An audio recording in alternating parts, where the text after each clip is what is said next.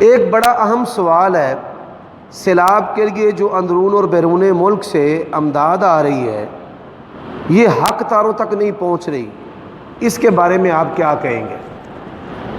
بھائی آپ یہ بات جانتے ہیں، جب جمعہ پڑھ کر آپ باہر نکلتے ہیں تو 20 25 30 مانگنے والے باہر کھڑے ہوتے ہیں۔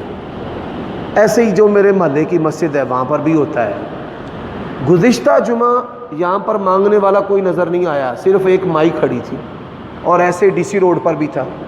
سارے مانگنے والے سیلاب زدہ آفت زدہ علاقوں میں چلے جاتے ہیں اور وہاں پر مال اٹھاتے ہیں، روتے ہیں، ہر آنے والے کو لوٹتے ہیں، اور جو اصل مستحق لوگ ہوتے ہیں یا تو وہ مانگتے نہیں۔ مثال، آپ کروڑوں پتی ہیں، اربوں پتی ہیں، آفت سے آپ پانی پتی ہو گئے، ککھ پتی ہو گئے، 4-5 دن تک تو آپ کو سمجھ نہیں آنی، بھوکے رہنا آپ نے گوارا کر لینا، آپ نے ہاتھ نہیں پھیلانا۔ ایک بندے نے ساری زندگی ہاتھ پھیلایا ہی نہیں، ایک بندے نے ساری زندگی ایسے دیا ہے، ایک بندے نے ساری زندگی زکاتیں دی ہیں، وہ کیسے کسی کے سامنے ایسے کرے گا؟ کئی دنوں تک بندے بھوکے رہتے ہیں اور وہ ایسے نہیں کرتے۔ میں نے ایک بندے کو پیسے بھیجنے تھے تو اس کی تصدیق کے لیے میں نے اس کو فون کیا کہ میں آپ کو یہ پیسے بھیج رہا ہوں، یہ سیلاب زدگان کے پیسے ہیں، اگر آپ متاثرین میں ہیں تو لے لیں۔ اللہ کی قسم ہے، فون پر اس نے زاروں کی طرح رونا شروع کر دیا۔ کہتا ہے آپ مجھے نہ دیں، اگرچہ میرا گھر گر گیا ہے، ایک عورت ہے جو مجھ سے بھی بڑھ کر غریب ہے، آپ اس کو دے دیں۔ میں نے ساری زندگی ایسی کمائی نہیں لی، نہیں کھائی، میں یہ روزانہ عزم کرتا ہوں کہ مرنا پسند کر لوں گا، میں نے ایسی چیز نہیں لینی، مجھے اللہ غنی کرے اپنے فضل سے۔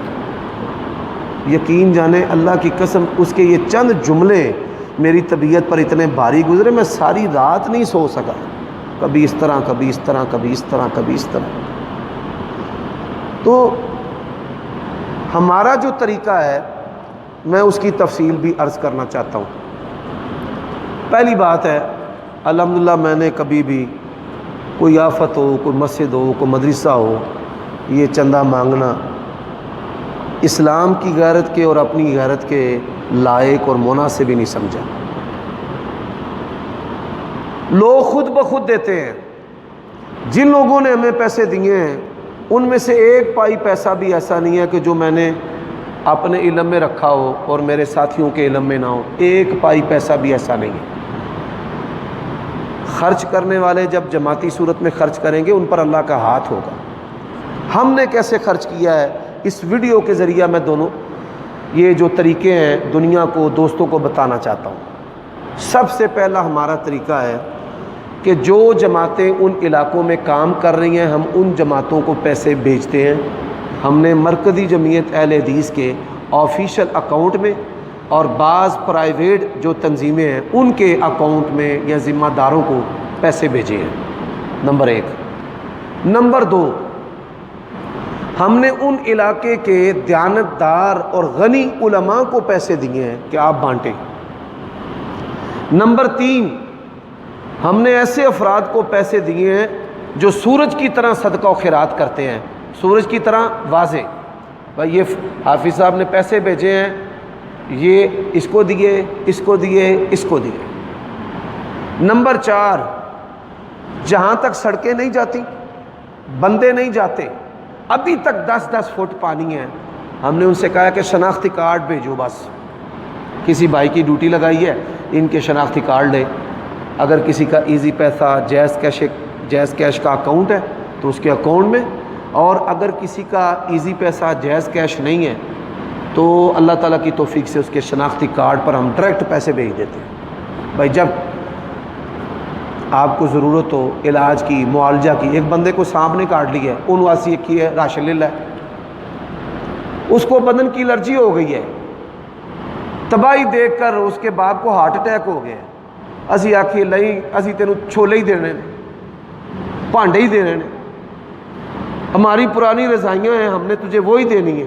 نہیں بھائی، اللہ تعالیٰ کے فضل سے ہم نے اس کو پیسے دیے، ہمارے دوست ہیں یہ عبد الرحمن صاحب، مجتبیٰ صاحب، شاہ صاحب، یہ کہتے ہیں پیسے دیں، اٹھ جائے بسم اللہ سبحانک اللہ، تو ہم پیسے دیتے ہیں۔ پیسے کتنے؟ 1000 روپیہ نہیں، 2000 نہیں، 6000، 10,000، 20,000، 30,000، 50,000 اور 50,000 سے لے کر 5 لاکھ روپے تک بھی۔ اور یہ طریقہ، اس میں دیانت اور امانت ہم نے سمجھی ہے کہ 99% ہے۔